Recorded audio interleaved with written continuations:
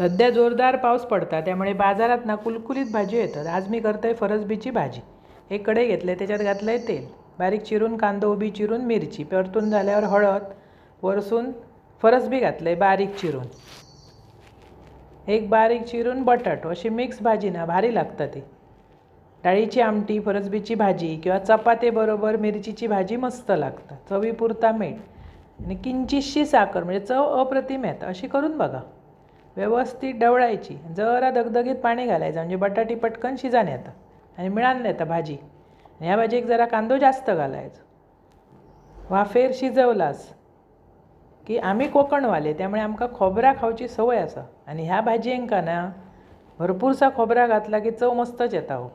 व्यवस्थित शिजान झाली तर आजो खोवलेलो नारळ, त्याचा भरपूरसा खोबरा, एक नंबर भाजी लागतं। अशी करून बघा, आवडतली तुमका आणि आवडल्यास पटकन माझा चॅनल सबस्क्राईब करा।